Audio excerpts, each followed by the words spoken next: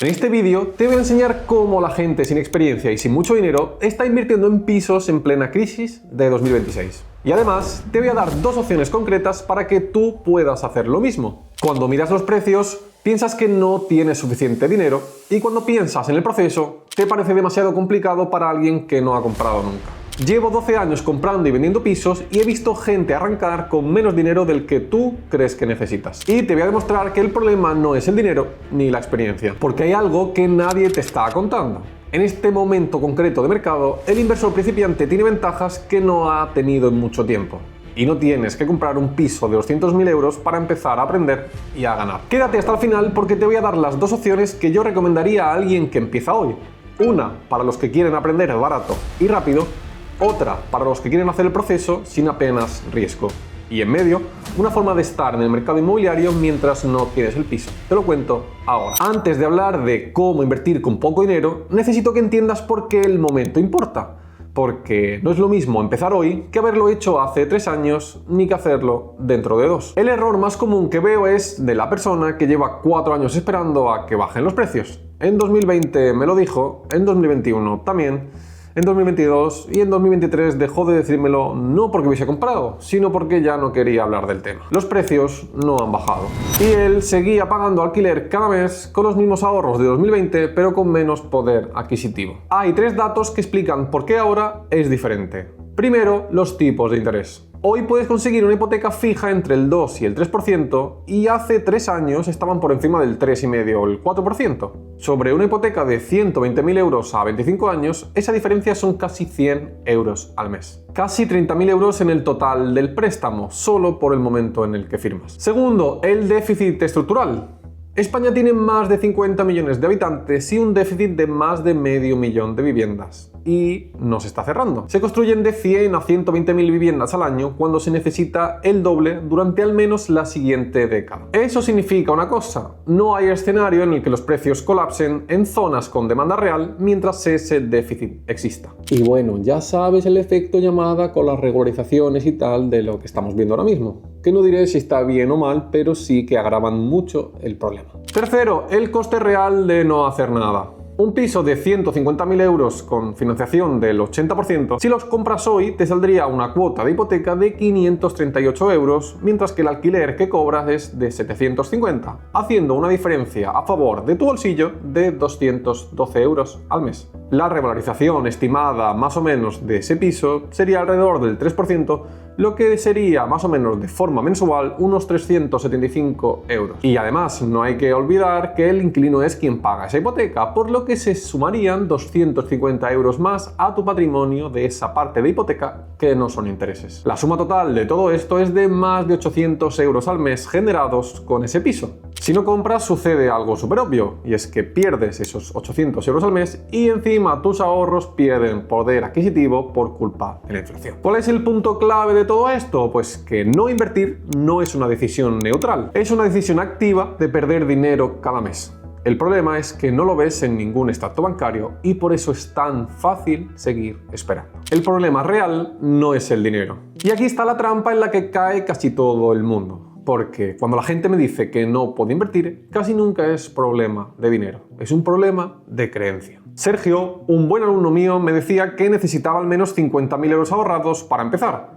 Eso es lo que él creía que hacía falta. Así que llevaba 2 años sin moverse, acumulando ahorros y esperando a que llegara a esa cifra que se había inventado. Cuando nos sentamos a revisar su situación real, vimos que tenía 28.000 euros ahorrados, suficiente para la entrada del 20% de un piso de 120.000 euros más los gastos de la compra. Que sí, y no vayas a los comentarios a decirme, en mi zona no hay pisos de ese precio. Que sí, que pisos de 120.000 euros no los hay en todos lados, que lo sé, tranquilo. Una vez con esto claro, el banco ponía el resto. Sergio no tenía un problema de dinero, tenía un problema de información. No sabía cuánto necesitaba realmente y como no lo sabía, había puesto un número grande en la cabeza y se había quedado paralizado. Eso es lo más común que veo. Gente paralizada no por falta de dinero, sino por una cifra que se han puesto ellos mismos sin hablar con ningún banco, sin hacer ningún cálculo real. Lo primero que tienes que hacer no es buscar pisos, es saber exactamente cuánto te presta el banco con tu perfil hoy.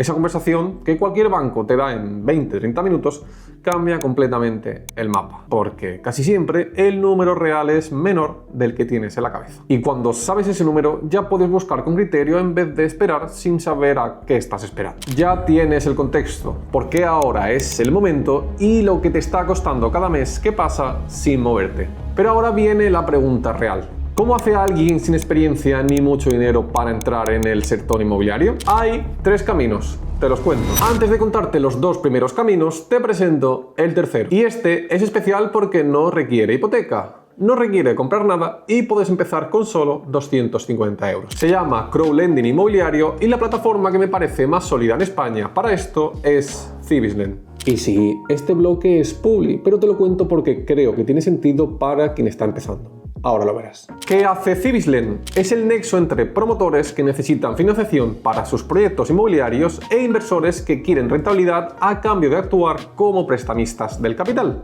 Tú pones dinero, ellos financian esos proyectos y tú recibes los intereses al final de ese proyecto. Pero vayamos a los datos. La rentabilidad media está entre el 10 y el 13% anual, con plazos medios de 15 meses. Solo en 2025 han financiado 133 millones de euros en 55 proyectos, con una rentabilidad media total del 11%. Y ojo, porque en total han devuelto ya más de 100 millones de euros en 78 proyectos. Cada uno de esos proyectos cuentan con garantías reales. Garantía hipotecaria de primer rango, fianza corporativa y también, por ejemplo, pignoración de participaciones. Y el loan to value está en torno al 50%. Y sí, esto parece muy fino, una palabra muy complicada, pero es simplemente que si ellos prestan 1 millón, el valor de ese activo del proyecto debe ser superior a 2 millones porque así van súper seguros. Están autorizados y supervisados por la CNMV desde 2017 y además son la primera plataforma en España con esa autorización en todas sus formas. Que la CNMV, por ejemplo, es como la poli de todo esto, los que controlan que no la líe nadie. La inversión mínima es de 250 euros. Lo que antes era solo para fondos y grandes capitales, hoy es accesible desde esa cantidad. Y aquí además hay algo que me parece muy interesante. Dentro de la plataforma conviven todo tipo de inversores. El que empieza con 250 euros para canalizar su ahorro mientras aprende y el Family Office o el gran inversor que mete tickets de cientos de miles de euros por proyecto. La media por proyecto y por persona está en 2.000 euros, lo que dice bastante sobre cómo se usa esto en la práctica, como un sitio donde poner el dinero a trabajar mientras decides tu siguiente movimiento, no como una apuesta de a todo o a nada. Pero a lo mejor te preguntas, oye, ¿para quién tiene sentido? Muy sencillo, para el que quiere estar en el mercado inmobiliario mientras ahorra, por ejemplo, para la entrada de un piso, para el que quiere diversificar sin gestionar inquilinos y para el que quiere aprender cómo funcionan los proyectos por dentro antes de comprar el suyo. El registro es gratuito. Tienes toda la información en el enlace que verás en la descripción o en el QR que tienes en pantalla. Y ahora vamos a lo que me parece más valioso de este vídeo. Si quieres dar el paso hacia tu primera inversión inmobiliaria real con un activo que sea tuyo, hay 2 opciones que yo recomendaría dependiendo de tu situación. Opción número 1, el piso barato para aprender. Y bueno, y que si te equivocas, pues no te vas a arruinar. Esta opción existe y hay muy poca gente que la conozca bien. Estamos hablando de pisos de entre 35.000 y 100.000 euros que se encuentran en municipios medianos y pequeños a menos de 1 hora en coche de donde vives. Cuando digo esto casi siempre pasa lo mismo. La gente me dice que eso no existe, que los pisos están por las nubes y que en su ciudad no hay nada a ese precio. Y exactamente ese es uno de los errores. El principal es que están buscando en su ciudad. A ver si te crees que las mejores oportunidades y las mejores cosas van a ir a buscarte a la puerta de tu casa y te van a decir, oye, cómprame, cómprame, cómprame. No. Esteban, un alumno mío, vivía en Cantabria. Llevaba meses mirando pisos en su ciudad y no le salían los números. Un día, mágicamente, abrió el radio de búsqueda a municipios de toda la comarca a menos de 1 hora de casa. ¿Y sabes qué pasó? Pues que encontró un piso de 2 habitaciones en un estado razonable por 35.000 euros. Lo compró, lo reformó, le dio un toque de vida bastante bonito y hoy lo tiene alquilado por 450 euros al mes. Como te podrás imaginar, el municipio tiene menos de 10.000 habitantes, no es una capital. No tiene el tirón de una ciudad grande, pero hay gente que vive allí, que necesita alquilar y que paga. Él cobra 450 euros sobre una inversión de menos de 45.000 euros. Eso es más de un 12% de rentabilidad. Pero claro, no te pienses que todo es fiesta. Hay un riesgo principal y es la liquidez. Si tienes que vender, pues puede que tardes más. Y la demanda de alquiler pues es más limitada que en una capital. Pero aquí está lo que me parece más importante de esta opción. Si te equivocas, no pierdes mucho.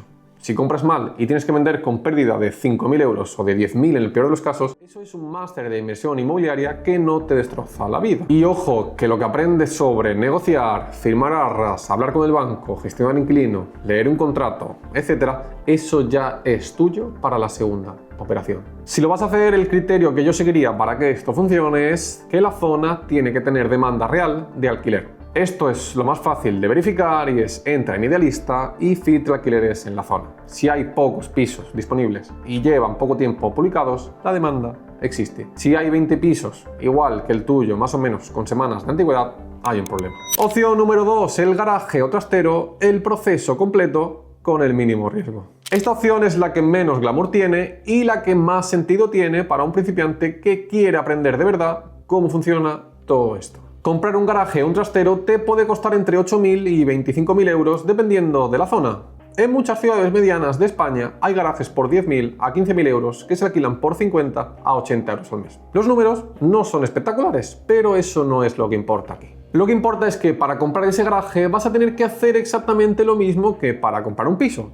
Buscar en portales, analizar los precios de la zona y compararlos, llamar al propietario o a la inmobiliaria, negociar el precio, revisar la nota simple y verificar que no hay carga, firmar las arras, ir al notario, registrar la escritura, publicar el anuncio de alquiler, seleccionar el inquilino, redactar el contrato, cobrar la primera renta. Todo ese proceso que parece intimidante desde fuera, deja de serlo cuando lo has hecho una vez. Y lo mejor de hacerlo con un garaje es que si algo va mal, si tardas en alquilarlo, si el inquilino deja de pagar, si hay un problema legal, el dinero en juego es pequeño. Cuando hagas todo eso con un garaje, ya sabrás lo que hace falta saber para comprar tu primer piso sin que el proceso te dé miedo.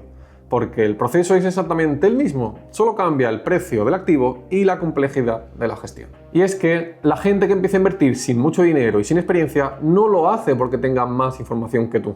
Lo hace porque en algún momento decide que el coste de seguir esperando es mayor que el de equivocarse. El piso de 35.000 euros que compró Esteban no apareció de la nada. Estaba ahí, pero la mayoría lo descartó porque no era lo que se imaginaba. El garaje, que parece una inversión pequeña, es, para el que lo compra, el primer paso real de un proceso que luego se repite. No te estoy diciendo que compres mañana, te estoy diciendo que dejes de esperar a tener la situación perfecta, porque esa situación no va a llegar sola. Para ayudarte a analizar si una operación concreta tiene sentido antes de que firmes nada, te regalo mi kit del inversor inmobiliario. Incluye la calculadora que uso yo en cada compra y la tienes gratis en el primer enlace de la descripción. Y por cierto, YouTube me ha dicho que este vídeo de aquí es el que más te va a gustar.